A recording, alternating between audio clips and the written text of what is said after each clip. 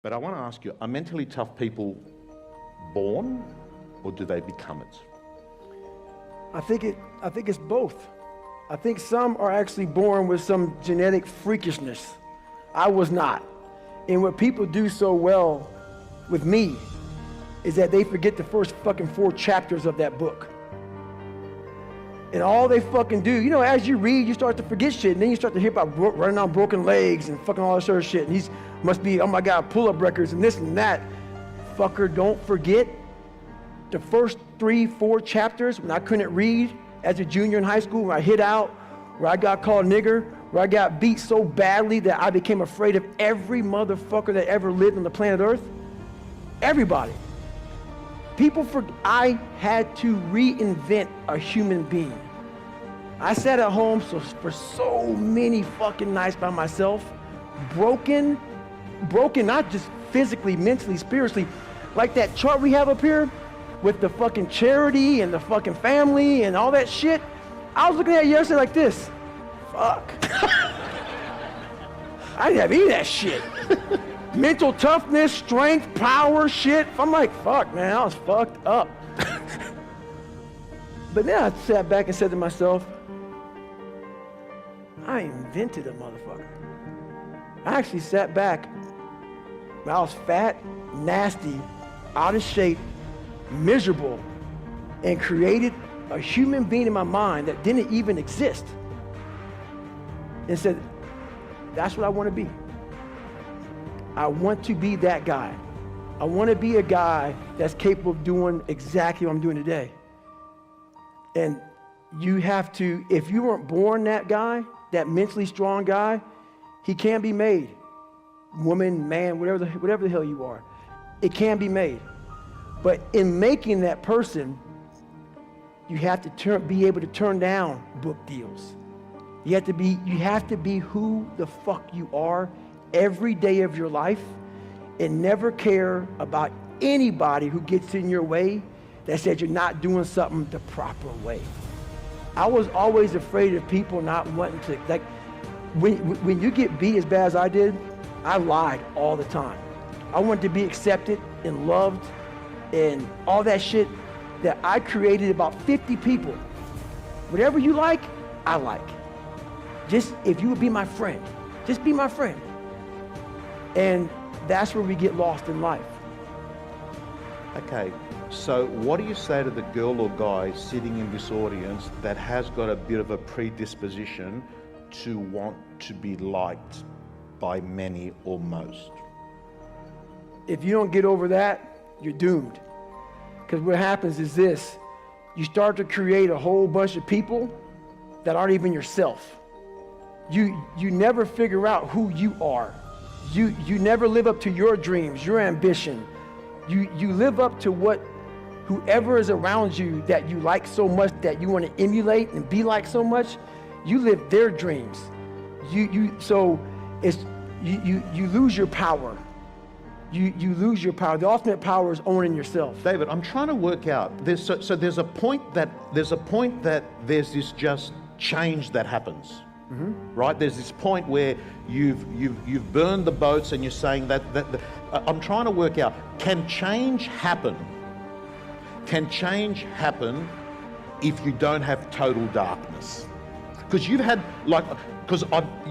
you were, for those of you, for nearly everyone here would know, terrible upbringing, a father that assaulted mother. Your first half of your life sounds extremely challenging. You had a disadvantage to start off with, right? But what if there's people that haven't had darkness? Can they actually do a change? They can. And I get that question a lot. While it helps you, it also hurts you to come from darkness, because why? It's easy for me to sit back and say, you know what? Poopy pants mentality. I want to sit back and let the world take care of me now. And that's what I'm talking about. Don't play sick too long. While my childhood was so messed up, I played sick way too long, and I almost lost tons of opportunities by playing sick. Because it feels good to play sick. My dad beat the fucking shit out of me, man. I couldn't read. I can't read. You know, when I was a junior in high school, I couldn't read. If you lived that life, Yeah. it feels good for people to, oh man, you know, that's just David, man. He's just not real smart and he had a bad life. And you get a get out of jail free card. That's nice. It sucks doing what I had to do to get here today. That was not fucking fun. That darkness is, there's nothing that dark to drive me to the places I had to go to become successful. On the flip side of that, if you come from a silver spoon family, you have to realize that. You have to realize, fuck, there's people out there like David Goggins who had nothing, fucking nothing. And I've had all this opportunity in front of me, and I'm a loser. I'm not shit. So what does that say about me? The conversations are very similar. You have all this opportunity, and you've gone nowhere with it. I'm at the bottom of the barrel, and it could take me a lot longer just to get where you're at for the starting line, to be fair. So yeah, it's just how you look at the life. Can I ask you, we live in a world where you can go onto YouTube or Audible, or you can go to a seminar like now. The answers are out there. People know, generally speaking, in life, business, and health, what they need to do. The information is out there. Right.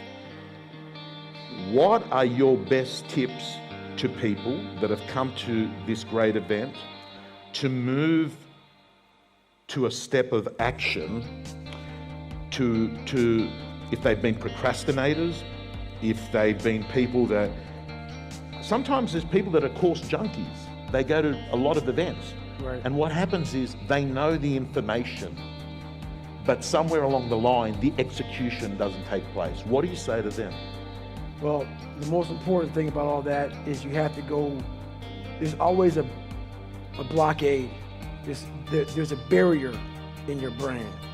There's a barrier. You got to find out what kind of removes that barrier from your brain. My biggest barrier was my father.